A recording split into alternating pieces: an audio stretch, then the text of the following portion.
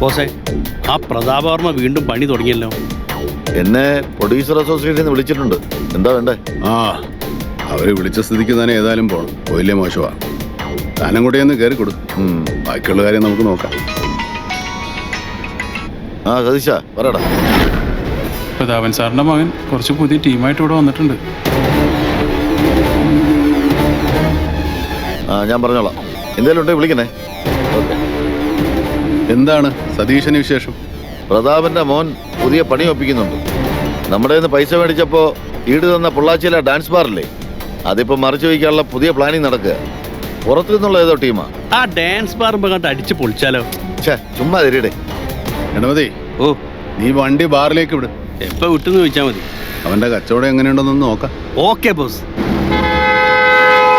ഒരു ജിമ്മൻ ഇങ്ങോട്ട് വരുന്നുണ്ടല്ലോ ബോസേ.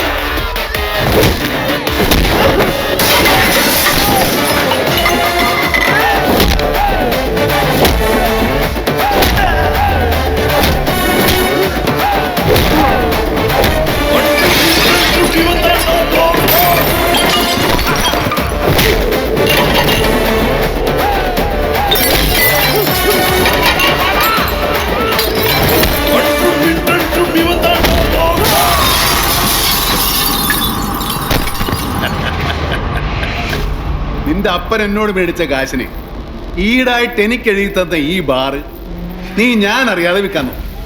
അതുകൊണ്ടാണ് ഞാനിവിടെ കലാപരിപാടികൾക്ക് നടത്തി. മോനൊരു കാര്യം ചെയ്യും.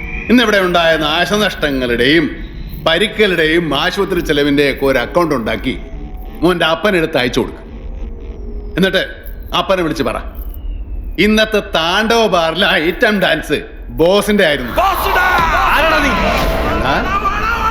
கேரளாவில என்ன பார்த்து இந்த கேள்வி கேட்கிற முதலாளி நீ தாண்டா. உன்னை தனியா கவனிச்சுக்கிறேன்.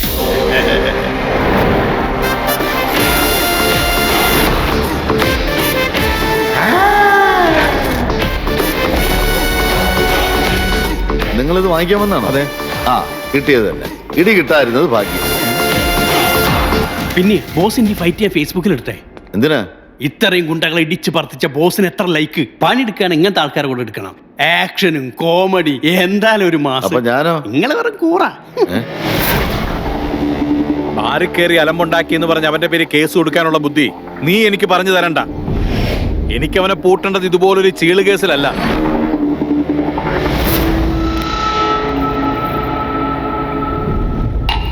നീയൊക്കെ കൂടി തന്തയ്ക്ക് ലാഭം ഉണ്ടാക്കാൻ പോയിട്ട് നഷ്ടം എത്രയെന്നറിയോടാ. ആ ബാറിന് പഴയ പോലെ ആക്കണമെങ്കിൽ ലക്ഷങ്ങൾ ഇറക്കണം. എടാ, നിന്നെയൊക്കെ കൊണ്ട് 10 പൈസ ഉപകാരം ഉണ്ടോ എനിക്ക്? എന്റെ മോൻ ഇനി ഒരു കാര്യം ചെയ്യണം. എന്തെങ്കിലുമൊക്കെ തിന്നും കുടിച്ചും എവിടെങ്കിലുമൊക്കെ കറങ്ങി നടന്നു. ഞങ്ങളായിട്ടുണ്ടാക്കിയതൊക്കെ ഞങ്ങൾ തന്നെ തീർത്തോളാം.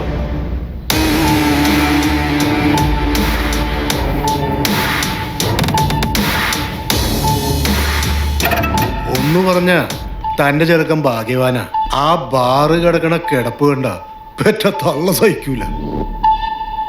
താനൊന്നും മിണ്ടാതിരിക്കുക ചാക്കോ. എന്തൊക്കെയായിരുന്നു മണി ലെൻഡറിങ് ആക്ട്, ഓപ്പറേഷൻ ഷൈലോക്ക്, എന്നിട്ട് എന്തു പിന്നാക്കാ നടന്നത്? ഇത് പഴയ കാലമല്ല. സാറിനെതിരെ ഭയങ്കര മീഡിയ അറ്റൻഷൻ ഉണ്ടെന്ന് പറഞ്ഞിട്ട് അന്ന് ഇവിടുന്ന് പോയ CA ഐസക് ഇപ്പൊ എന്തിയേ? ഗുണ്ടായിസോ നിയമം കൊണ്ട് ഇവിടെ ഒരുത്തിനും അവന്റെ ഒരു മുടിയും പറിക്കാൻ പറ്റില്ല. പുറത്തുനിന്ന് ആളെ ഇറക്കി അങ്ങ് തീർക്കാൻ പോവാ. അതിനി എത്ര ചെലവായാലും എനിക്കൊരു കുഴപ്പമില്ല. പുറത്തുനിന്ന് ആളെ ഇറക്കുക, കാശ് കൊടുത്ത് ആളെ തീർക്കുക, ഈ മാതിരി ചെലപ്പൊക്കെ നിന്നെ പഠിപ്പിച്ചത് ആരാന്ന് ഓർത്തിട്ട് മതി എന്നോടിങ്ങനെ ചിലക്കാൻ. കള്ളനും പോലീസും ഒരുമിച്ച് കളിച്ചിട്ട് ദേ മോൻ അടികൊണ്ട് വന്നതുപോലെ തന്തയും അടികൊണ്ട് നാറിപ്പിരിഞ്ഞു വരും. ഇനി കളിക്കലില്ല ചാക്കോ, കളിപ്പിക്കലേ ഉള്ളൂ. നമ്മൾ പിടിച്ചാൽ പിടികിട്ടാത്ത ശത്രുവിനെ എന്താ ചെയ്യാന്നറിയോ? നമ്മൾ അവന്റെ മാളത്തിൽ കയറണം. എന്നിട്ട് ആ മാളത്തിലിട്ട് തന്നെ അവനെ ശ്വാസം മുട്ടിച്ച് ഇങ്ങനെ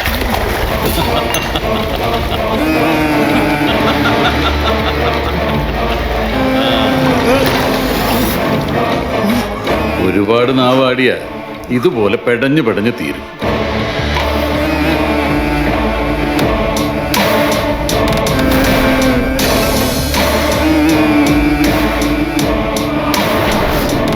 Aditya, we have a dirty plan.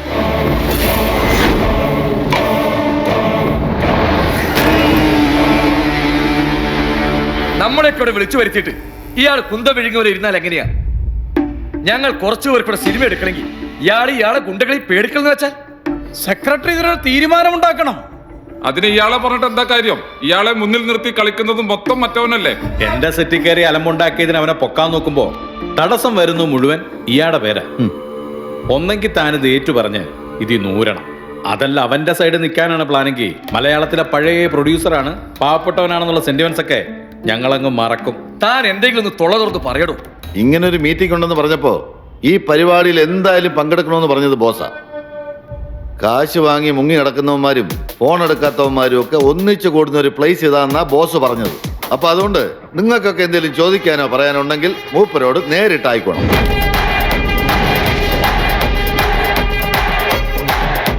നമസ്കാരം.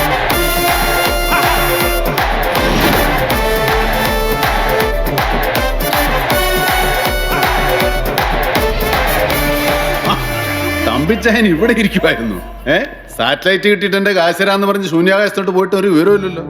അവിടെ റേഞ്ച് കിട്ടാത്തതുകൊണ്ടായിരിക്കും എന്നെ വിളിക്കാത്തത് അല്ലേ?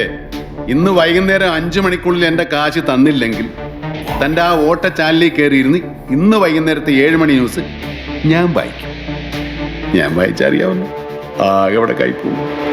ബോസേ, മീറ്റിംഗിന്റെ ഇടയിൽ കയറി വന്ന് മാന്യന്മാരെ അപമാനിക്കരുത്. മാന്യന്മാർ ഇവിടെ എവിടെ മാന്യന്മാർ? സെക്രട്ടറിയാ താനടക്കം ഇവിടെ ആരാടോ മാന്യന്മാർ? അതൊക്കെ പോട്ടെ. എനിക്ക് കാശ് തരാനില്ലാത്തവരാരെങ്കിലും ഉണ്ടെങ്കിൽ ഇവിടെ നിന്ന് ഇറങ്ങിപ്പോവാം. ബോസിന് കാശ് കൊടുക്കാൻ ഇല്ലാത്ത മാന്യന്മാർ ഗെറ്റ് ഔട്ട് ഹൗസ്. ബോസേ, വെറുതെ അലമ്പുണ്ടാക്കി. അലമ്പോ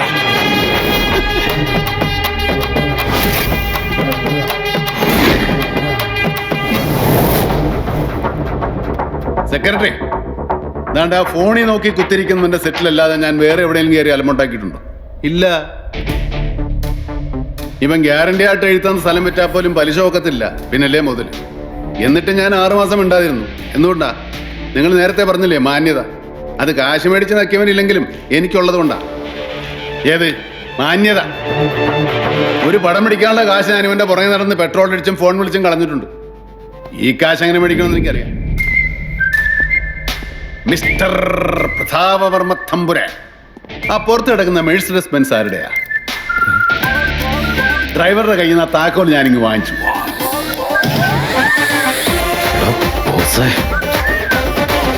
പലിശയായിട്ട് ഞങ്ങൾ അതങ്ങ് എടുക്കുക. ഞങ്ങൾക്കത് വേണം, ഞങ്ങൾക്കത് തരണം. ഒരു സെൽഫി എടുക്കട്ടെ. കാശ് തരാനുള്ള ആൾക്കാരെ ഫോട്ടോ വെച്ച് ഞങ്ങളൊരു ആൽബം സെറ്റ് ചെയ്യുന്നുണ്ട്. സാറിന്റെ ഫോട്ടോ മാത്രം ഞങ്ങളുടെ കയ്യിലില്ല, അതുകൊണ്ട് വല്ലയുടെ പൊങ്ങണ്ട. പോട്ടെ.